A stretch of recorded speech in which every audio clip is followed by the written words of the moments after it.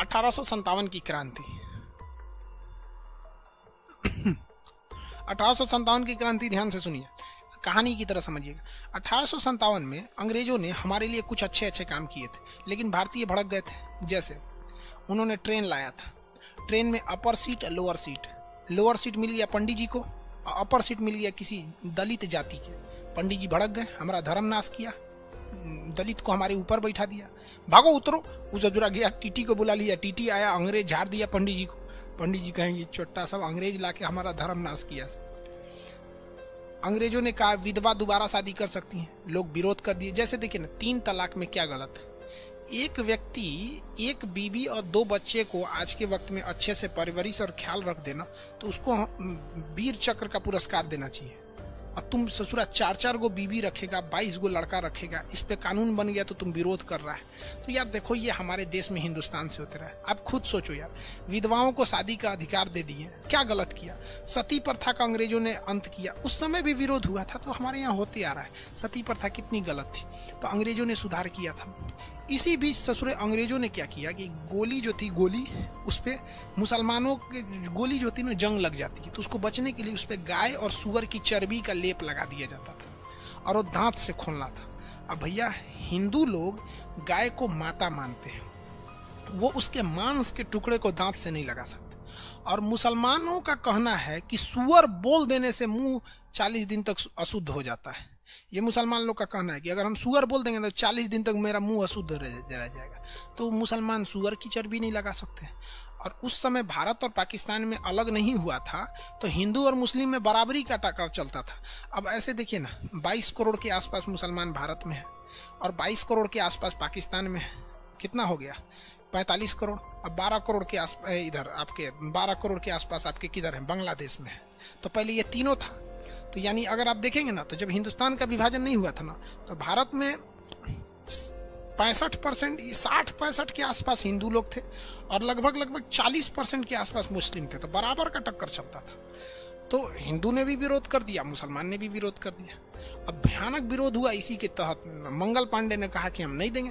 मंगल पांडे ने बैरकपुर छावनी से गोली मार दी, अंग्रेजों ने फांसी दे दिया। तो मेरठ के सैनिकों ने बगावत चालू कर दिया। तो क्वेश्चन आएगा, 1857 की क्रांति का मुख्य कारण क्या था? तो भैया, कारण हमने बहुत बता दिए। मुख्य कारण था चर्बी लगी कारतूस। वहीं से बगावत में मंगल पांडे पंडित जी थे, आप ब्राह्मण हैं और उनको चर्बी दीजिएगा गाय का, वो तो ज्यादा विरोध कर देंगे। मार दिया उन्होंने। यहाँ पर मुसलमानों ने भी विरोध कर दिया। मेरठ से क्या हो गया? विद्रोह चालू हो गया। मेरठ से चालू कर दिया सैनिकों ने 1857 की क्रांति चालू कर दिया। दिल्ली में मुगल बादशाह की गद्दी छीनी गई थी बहादुर शाह जफर से, वो भी भड़क गया। नाना साहब मराठाओं के पेशवा थे, जिन्हें मराठा से भगा के, मुंबई से भगा के भेज दिया था सब कानपुर में, और उनका पेंशन बंद कर दिया। तो वो कानपुर से भड़क गए। लियाकत अली इलाहाबाद से भड़क गए। कुंवर सिंह गाजीपुर क्या नाम है, बिहार के जगदीशपुर से भड़क गए। झांसी की रानी के लड़का को मतलब राजा नहीं बनाया था, इसलिए भड़क गए। अगर आप ध्यान दीजिएगा ना, उस समय किसी को देश से प्रेम नहीं था। झांसी की रानी केवल इसलिए विरोध की थी कि उनके गोद लिए हुए लड़के को राजा क्यों नहीं बनाया जा रहा था। कुंवर सिंह बिहार से केवल इसीलिए तलवार उठाए थे कि उनकी जमींदारी छीनी गई थी। मुगल बादशाह बहादुर शाह जफर इसलिए उठा था क्योंकि उसकी राज्य छीना गया था। नाना साहब का पेंशन बंद हुआ, यानी देश की भावना नहीं थी, व्यक्तिगत स्वार्थ था। इसलिए आपसे क्वेश्चन पूछता है, क्या पढ़े लिखे लोग 1857 में अंग्रेजों का साथ दिए या भारतीयों का साथ दिए? तो पढ़े लिखे लोग समझ गए कि ये लोग अपने फायदे के लिए लड़ रहे हैं, इसलिए शिक्षित समाज किसी का साथ नहीं दिया था। तो क्वेश्चन पूछेगा, 1857 की क्रांति में शिक्षित लोग, शिक्षित वर्ग किसके साथ था? तो तटस्थ था, न इधर से था न उधर से था, याद रखिएगा।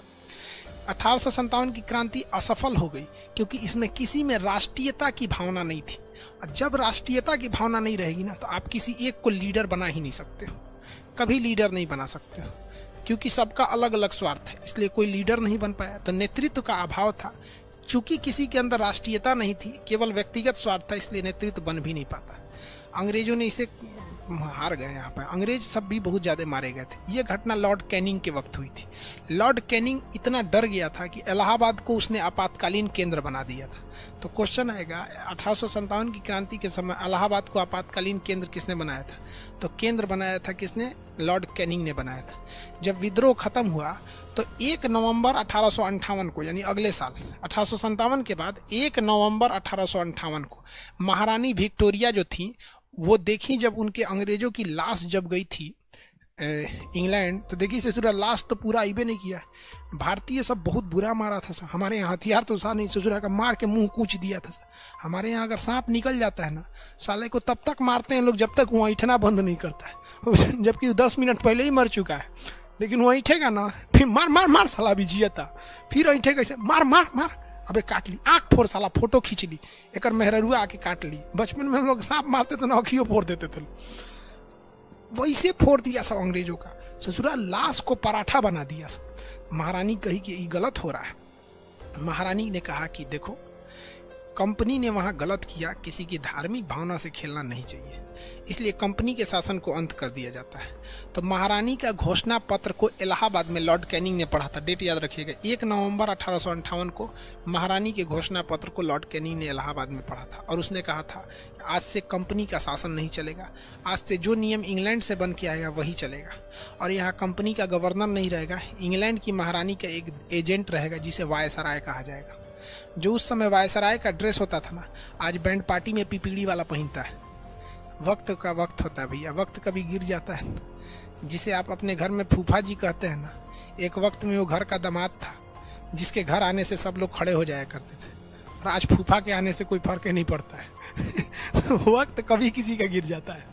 आप जो शादी के लिए तलतला रहे ना, दामाद बन के जाएंगे, जिस दिन फूफा बनेंगे ना, कोई वैल्यू नहीं रहेगा, राज्यपाल हो जाएंगे। तो ये इंग्लैंड की महारानी ने वायसराय को बना दी, और उसके बाद उसने एक आयोग का गठन किया गया जिसका नाम रखा गया पील आयोग। पील आयोग ने कहा कि सेना में सुधार की जरूरत है। सेना में देखिए, दिमाग वालों को मत रखिए।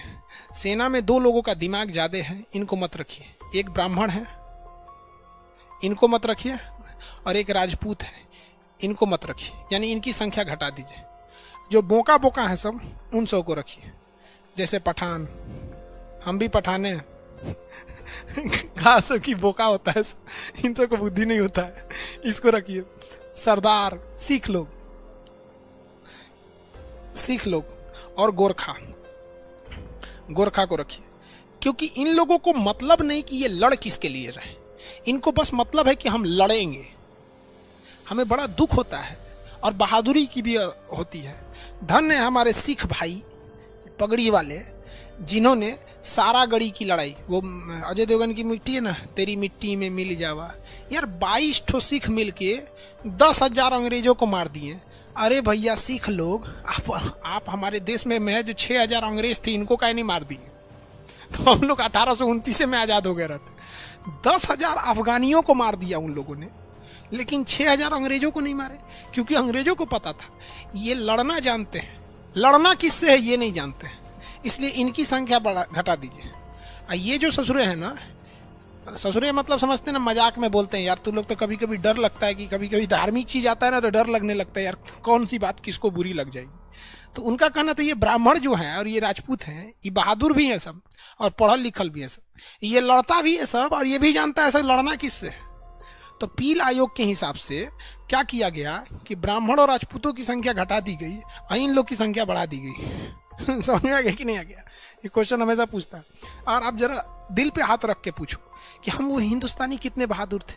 हमारे 20 सिख गोरखा, 20 सिख जवान अंग्रेजों को भगा दिया, लेकिन भारतीयों को नहीं भगाए। दिल को तकलीफ अपने ही देते हैं यार। अंग्रेजों को पता था कि जब तक हिंदुस्तानी हिंदू रहेगा, मुसलमान रहेगा, सिख रहेगा, ये साले कभी आज़ाद नहीं होंगे। और जिस दिन ये एक हो गए ना, उस दिन ये बैंड बजा देंगे। और आपको भी कहते हैं, जिस दिन हम हिंदू मुस्लिम सिख ईसाई एक हो जाएंगे ना, उस दिन हम नेताओं की बैंड बजा देंगे। लेकिन ये नेता बजने नहीं देंगे बैंड, क्योंकि उन्हें पता है कि इन्हें लड़ाना कैसे है। किस किस जगह पे वार करेंगे तो ये लड़ेंगे, लड़ते रहेंगे आप, कोई दिक्कत नहीं। आज तो आग में घी का काम करने आ गया फेसबुक यूट्यूब। किसी एगो लड़का को देंगे, उसे थोड़ा टीका लगा लिया, हिंदू बन गया, मुसलमान को गरिया देगा। हरा पगड़ी बांध दिया, मुसलमान बन गया, हिंदू को गरिया दिया। 5 मिनट की वीडियो 5,000 को कटवा देगा, कोई मतलब नहीं बनता। किसी को नहीं पता कि साले का आईडी किस नाम से था। अभी देखिए ना कितना लड़का का नाम क्या, कौन सी आईडी से किया। तो अंग्रेज ये शुरू से करते आ रहे हैं, और अंग्रेजों ने इस चीज़ को सौंप दिया था किसको, नेताओं को। क्योंकि आप देखिए नायक मूवी में कौन कहता है, जिसमें एक दिन के लिए मुख्यमंत्री बनता है, तो अमीश पुरी कहता है ना मेरा तजुर्बा 30 साल का है। तो अनिल कपूर कहता है कि तुमसे 1 साल से लड़ते लड़ते मेरा तजुर्बा 31 साल का हो गया है। तो अंग्रेजों ने हमें 200 साल तक पूछा था, और हमारे देश के जो नेता थे सब, उनसे 50 साल से लड़ते लड़ते उनका तजुर्बा 250 साल का हो गया था। उन्हीं सब के चमचा बेलचा आज भी नेतागिरी करते हैं। तो 1857 की क्रांति समझिए। 1857 की क्रांति में 2-3 क्वेश्चन पूछेगा आपसे। वीर कुंवर सिंह कहाँ से लड़े थे, तो जगदीशपुर से, चूंकि बिहार दरोगा का क्वेश्चन है तो जगदीशपुर से क्वेश्चन पूछ देगा। और पूछेगा झांसी की रानी को किसने मारा था, तो ह्यूरोज ने मारा था। किसने मारा था, ह्यूरोज ने मारा था। हो गया। 1857 की क्रांति से यही इंपॉर्टेंट चीज थे। पढ़ाने के लिए आदमी 2 दिन पढ़ाता है, क्वेश्चन यहीं से आते हैं, पील आयोग से। समझ में आ गया कि नहीं आ गया? किसी को दिक्कत तो बोलो, थके तो नहीं हो ना आप लोग? हाँ अनिल कपूर, हाँ बागे। मनोज कुमार, पठान बहुत कठोर होता है। नहीं रे बाबू, पता नहीं कैसन होता है सब।